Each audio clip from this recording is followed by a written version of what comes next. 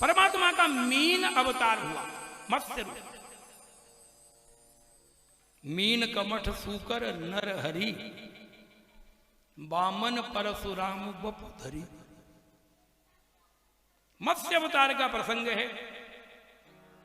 कृतमाला नदी के किनारे सत्यव्रत राजा स्नान करने के उपरांत पितरों के लिए तर्पण कर रहे थे। ध्यान रखना, पितरों को तर्पण की आवश्यकता है, क्योंकि पितरः जलमिच्छन्ति भावमिच्छन्ति देवताः। पितर जल की अभिलाषा रखते हैं, अपने आने वाली पीढ़ी से जलांजलि लेना चाहते हैं, तर्पण करवाना चाहते हैं। तर्पण का समय है, महीने की अमावस्या के दिन तर्पण होना चाहिए। श्राद्ध पक्ष में 16 दिन तर्पण होना चाहिए, तो 15 दिन तर्पण वो हो जाएंगे और 12 अमावस्या को तर्पण हो जाएंगे। और फिर कहीं कहीं तो पुण्यतिथि पे भी तर्पण होते हैं। राजा जैसे ही तर्पण के लिए जलांजलि ले रहे थे और वैसे ही एक मछली जो है अंजलि में आ गया और आने के बाद कहा, राजन राजन मेरी रक्षा करो, मुझे बचाओ। राजा ने कहा, तुम? अरे तुम्हारा छोटा सा स्वरूप मछली के रूप में, तुमको किस बात का भय? बोले, महाराज आपने यदि मुझे यहां छोड़ दिया तो बड़ी मछली मुझे निगल जाएगी, खा जाएगी। ये संसार की रीति है, बड़ी मछली हमेशा छोटी मछली को खा जाती है। अब रक्षा सुरक्षा आपके हाथ में, क्योंकि आप राजा है। राजा ने कहा, मछली तेरे शरीर से दुर्गंध आती है, 24 घंटे जल में रहने के बाद भी दुर्गंध है, और शरीर से इतना प्रेम, छोड़ देना शरीर को। मछली ने कहा, राजन ये आत्मा, ये जीवात्मा जिस शरीर में जाती है उसी शरीर को सबसे अच्छा मानती है, उस शरीर को छोड़ना नहीं चाहती। आपका कर्तव्य कि मेरी रक्षा करो।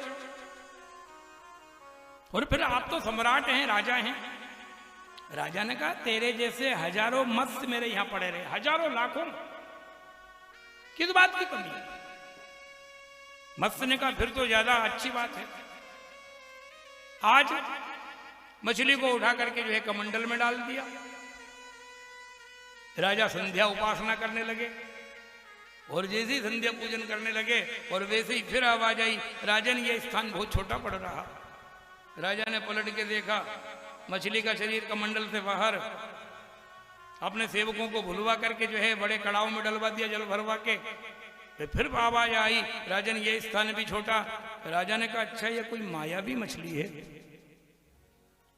एक सरोवर में मछली को जैसे ही डलवाया, बोले अब बढ़, कितना बढ़ना चाहता है। पर देखते देखते मछली ने इतना विशाल स्वरूप धारण किया कि ना तो वहां कोई जल दिखाई दे रहा, ना कोई किनारा। राजन ये स्थान छोड़। राजा सत्यव्रत ने जैसे ही पलट के देखा, अरे ये मायावी मछली नहीं हो सकता, ये तो अखंड ब्रह्मांड के नायक परब्रह्म परमात्मा ही है, मुझे पूरा विश्वास है। राजा ने अपना मुकुट उतारा और भूमि पे रखा और साष्टांग प्रणाम करके कहा, हे मत्स्यदेव, आप मेरी परीक्षा ले रहे हैं, कृपा करो अपने वास्तविक स्वरूप में प्रकट हो। देखते देखते मत्स्य में से चतुर्भुज नारायण प्रकट हो गए।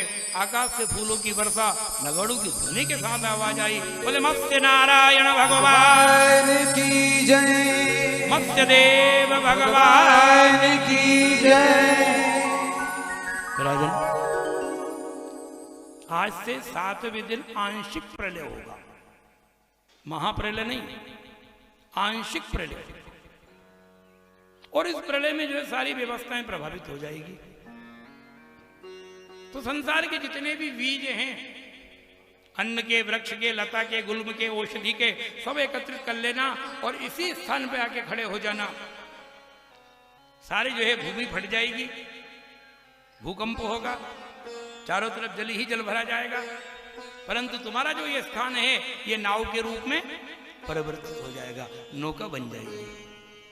और इसमें तुम बैठे रहना बीज को लेकर के, क्योंकि इसके उपरांत फिर पृथ्वी के ऊपर बीज की आवश्यकता लगेगी, कहां से लाएंगे? राजा ने कहा फिर मैं कैसे बचूंगा? भाई पृथ्वी की नाव बन जाएगी, वहां तक ठीक है, खंड टूट करके नाव बन गई। परंतु जब महाप्रलय आएगा, सामान्यतया झकझोर उठेगी, हवा चलेगी, चक्रवाक आएगा, तब मेरी क्या व्यवस्था होगी?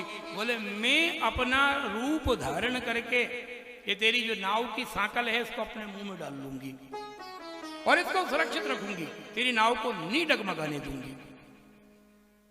आज वही हुआ। स्वयं परमात्मा मत्स्य देव प्रकट हो गए।